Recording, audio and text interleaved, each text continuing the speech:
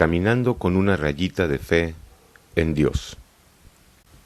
De repente, algo inesperado sucede en nuestras vidas y observamos que de las 3 rayitas que tiene el Wi-Fi de nuestra fe en Dios, solo queda una. Así es, estábamos cargados al máximo de fe, pero tras un suceso o una serie de estos, todo cambia radicalmente y vemos con horror que solo nos queda una línea. Inmediatamente nos sobrecoge el miedo, el estupor, y empezamos a cuestionar a Dios. No comprendemos cómo de un día para otro nuestra fe en Dios y por ende nuestra comunión con Él han descendido al mínimo. ¿Qué ha sucedido? ¿Por qué razón en un santiamén Dios nos manda a la lona con un knockout, permitiendo o voluntando un evento totalmente inesperado y nuestra fe se esfuma, quedándonos solo con lo suficiente para no caer en la incredulidad, el ateísmo o peor aún, en el enojo contra Dios? ¿Por qué el Eterno actúa de esta manera?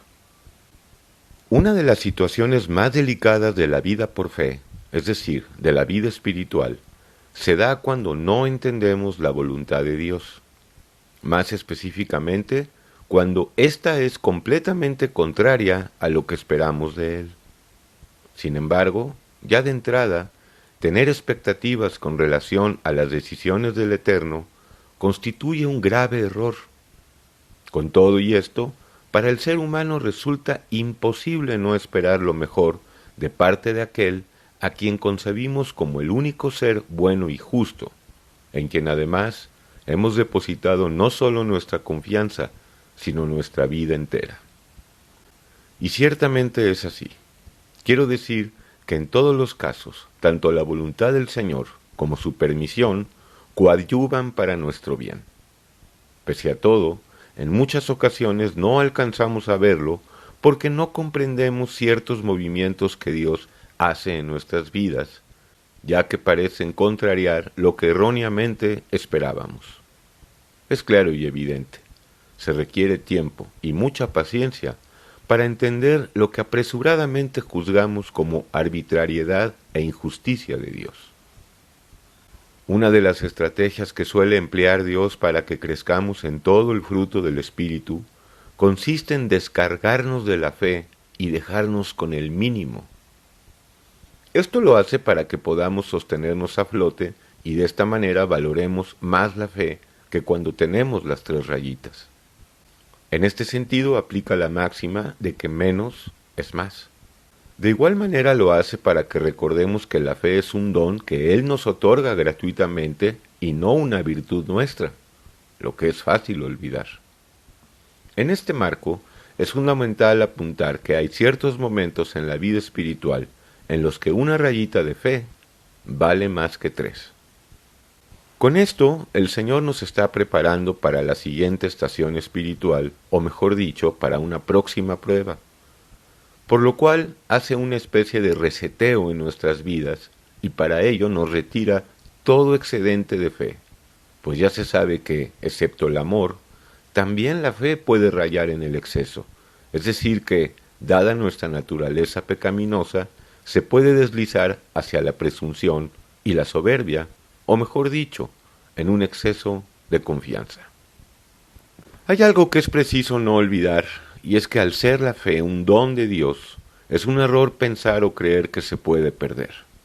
No, puesto que se trata de una potencia espiritual otorgada por Dios, hay que saber que cuando experimentamos una pérdida de fe, es porque el Señor la ha retirado, y viceversa, cuando sentimos un ascenso, es porque Dios lo ha hecho. Nada tenemos que ver con esto. En este punto es imperioso comprender la diferencia entre creer y tener fe. Infinidad de personas confunden los términos y no son pocas las que creen en Dios, pero carecen de fe en Él. ¿Cómo puede ser que alguien crea en Dios y no tenga fe en Él? Suena contradictorio. El problema es equiparar el creer con la fe. Hay que entender las cosas. La capacidad de creer es una disposición humana, mientras que la fe en Dios es sobrenatural. Es cierto que todo comienza con creer en Dios. Sin embargo, si esto no es fecundado por la fe, dicha creencia es estéril y vana. Por tal razón es habitual ver a multitud de personas que, a pesar de que creen o dicen creer en Dios, están carentes del poder espiritual que sólo la fe es capaz de producir. Sobre este tema cabe recordar las palabras del Pablo vindicado por Dios, mismas que empalman perfectamente con la solemne verdad de que en muchas ocasiones una rayita de fe es más potente que 3. Segunda de Corintios 12, 7, 9. Y para que la grandeza de las revelaciones no me exaltase desmedidamente, me fue dado un aguijón en mi carne, un mensajero de Satanás que me abofeté, para que no me enaltezca sobremanera, respecto a lo cual 3 veces he rogado al Señor que lo quite de mí, y me ha dicho, bástate mi gracia, porque mi poder se perfecciona en la debilidad. Una pequeña glosa. Cuando leemos revelaciones, hay que singularizar. No son muchas, sino una sola revelación. Pero hay algo más. El pasaje suele relacionarse con la debilidad física, más puntualmente con la enfermedad corporal, pues el contexto habla de una dolencia de esta índole que padecía el apóstol. Y es correcto. Las afecciones del cuerpo tienen en potencia la virtud de ponernos en contacto con nuestra miseria y precariedad, lo cual es benéfico en términos espirituales. Sin embargo, mayor es la debilidad espiritual. Me refiero a esa que experimentamos cuando la fe en Dios parece exigua y agónica. Es justo ahí cuando Dios puede operar en nosotros, y lo repito, prepararnos para compenetrarnos más en la nube divina, o lo que es igual, inmersarnos en un nuevo paraje en el desierto, en el que sin lugar a dudas seguiremos siendo probados. En resumidas cuentas, 2 puntos. 1. Cuando Dios nos noquea, es para algo grande. Sin embargo, en el momento del trompazo no parece así. Tomará tiempo para que podamos entender no solo el propósito divino, sino para recuperarnos de la caída. Es como cuando un boxeador se va al piso y tiene 10 segundos para levantarse.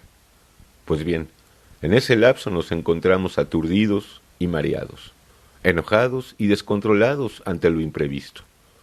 Con todo, el Señor es paciente y nos espera a que seamos capaces de asimilar las cosas y aguardar el tiempo para que las respuestas del Señor lleguen. 2. No es suficiente con creer en Dios. Es necesario recibir la fe en Él. ¿Y cuándo llega esta? Una vez que estamos verdaderamente arrepentidos. Solo el arrepentimiento puede generar la fe, la que es poder de Dios. De ahí en adelante será Él quien nos provea el nivel de fe que, en su opinión, requerimos para seguirlo en cada una de las pruebas que nos tiene reservadas. La falta de arrepentimiento es la razón principal por la que vemos a millones de seres humanos que, a pesar de estudiar la Biblia y acudir a las millones de iglesias que hay en el mundo, no tienen poder espiritual, es decir, fe. ¿Qué está sucediendo? Solo son creyentes. Esto no implica que estén arrepentidos, y aunque la gran mayoría de ellos aseguran estarlo, en los hechos claramente se ve que no es así. Y es que en el discurso es fácil creer que lo estamos. Además, en las iglesias les hacen creer que lo están. Una lamentable situación que solo se corregirá saliendo de la religión, es decir, del control que éstas, y en especial sus líderes, ejercen sobre las personas.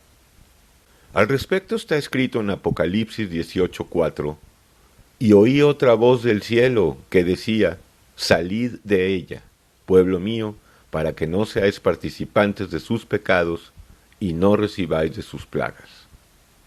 Y con relación a que la fe no es de hechura humana, sino divina, se escribe lo siguiente, Efesios 2:8, porque por gracia sois salvos por medio de la fe, y esto no de vosotros, pues es don de Dios. Y en efecto, con la salvedad de que no somos salvos siempre salvos, sino que aquel que persevere hasta el fin se salvará, la fe es un empréstito de Dios, es decir, un préstamo que el Señor nos hace. Acabada la carrera, ya no será necesaria la fe. Entonces le veremos a Dios cara a cara, tal como es Él. Primera de Juan 3:2. Amados, ahora somos hijos de Dios, y aún no se ha manifestado lo que hemos de ser. Pero sabemos que cuando Él se manifieste, seremos semejantes a Él, porque le veremos tal como Él es. Si quieres crecer en la revelación de Dios, te recomendamos seguir escuchando los audios que tenemos en Polvo y Miseria. Así también adquirir los libros disponibles. Ponte en contacto con nosotros en nuestro mail polvoymiseria@gmail.com. Dios te bendiga.